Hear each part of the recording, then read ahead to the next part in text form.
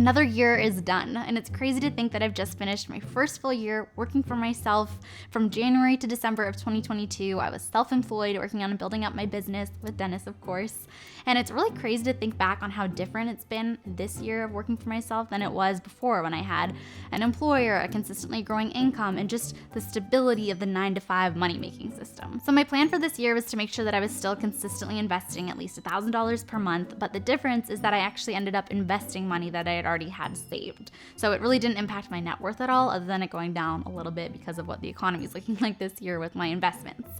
Now, the other part of the plan was for us to pay ourselves out as little as possible, so that instead we were keeping as much money as possible in our business account, so in our corporation overall. And for me, that also meant that I had to make sure that I was really good with my spending so that I wouldn't end up dipping into my savings. Now, all of this definitely had a big impact on me mentally, right? Like, it was definitely a challenge to go from shifting my mindset into making as much money as I can, increasing my income over time, and therefore increasing how much I'm saving and investing, to now instead focusing on just spending as little as possible instead of on saving, and then also focus on making more money and revenue for our business. In this video, I'm gonna go over how all of that played out, how I did with my money in 2022, and also talk about my financial plan for 2023.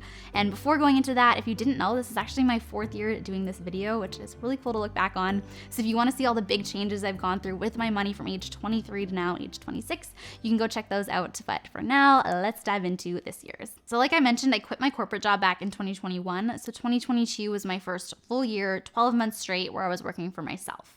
Now, Den and I have a corporation set up, so we get paid from affiliate links, ad revenue, and brand deals on our YouTube, Instagram, and TikTok pages pretty inconsistently, but all of that goes into our business account. And then we're able to consistently pay ourselves out the exact same amount of $2,036.04 every month. So that means that for every single month in 2022, I was paid about $2,000. And the purpose of this is to cover our expenses pretty much exactly. So for me, about half of that amount is on rent and utilities, and then the other half goes towards like groceries, anything else I want or need to buy. Obviously, that didn't leave me with any room in my budget to actually be saving or investing anything, because every single dollar I was making or paying ourselves out went towards my expenses.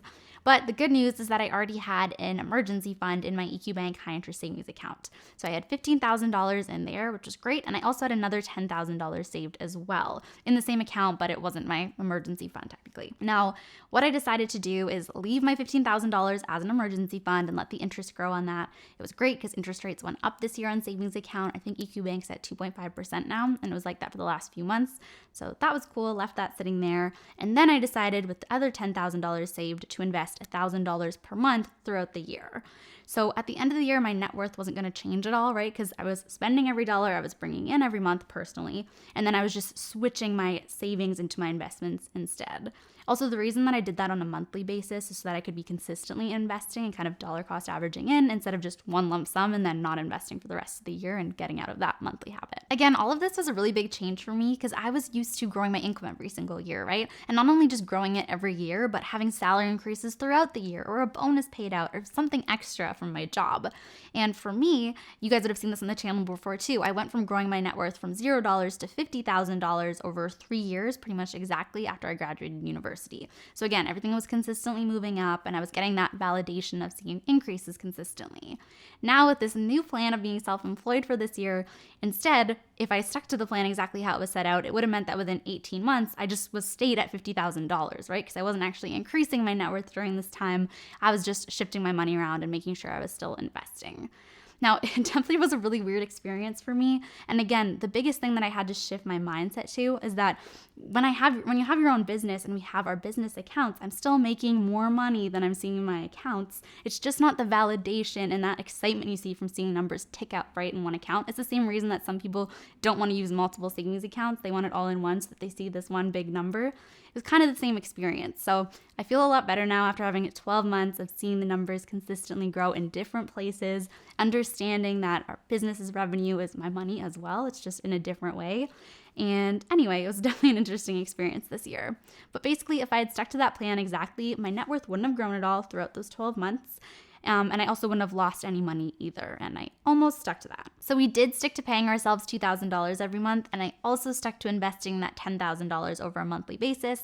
But the part that I didn't stick to was actually following my budget perfectly. I ended up overspending by probably about a few $100s pretty much every single month.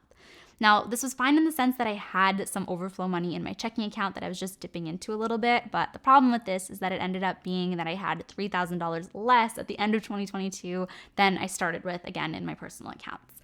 But our plan the whole time was to pay ourselves out this really low salary just to cover our expenses, and then at the end of the year, pay ourselves out a bonus. And the amount of that bonus obviously depended on how much money we were able to bring into our business. So drum roll please, for our first full year in business in 2022, our pre-tax revenue was $225,000.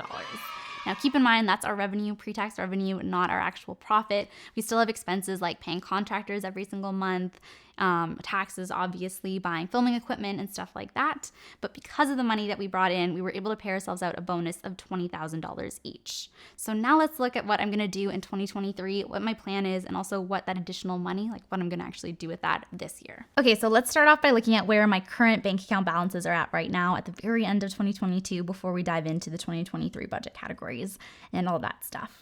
So for now, I have a few different bank accounts. I have my TD Bank checking account, which is my only checking account. I have a TD Bank savings account. I pretty much have just had that forever, and the minimum balance is $1,000, so keep it at that. My EQ Bank savings account, that's my high interest savings account where I have my emergency fund. Then I have Wealthsimple Invest, which is the robo-advisor, and Wealthsimple Trade for single stocks and funds as well.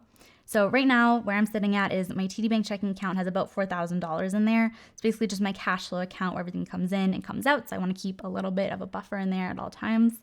Like I said, TD Bank savings has that $1,000 plus some like interest earned over time. And then my EQ Bank savings is where it gets a little more interesting.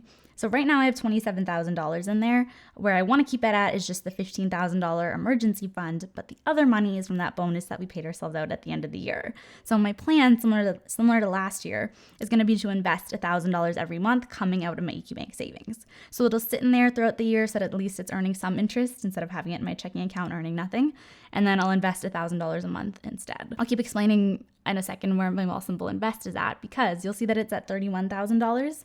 The actual value of the account right now is at about $28,000. It's down a little bit. Maybe I'll show you that in a second as well. But that's what the value is at right now. And so I put in an additional $3,000 from that bonus we paid ourselves out right away into my invest. And then on top of that, I'm going to be investing that $1,000 per month next year. Now, my Wealthsimple Trade, that's what the value's at right now. I'm not planning on adding more to it. You guys might have seen in a past video, I talked about how I was trying out buying single stocks.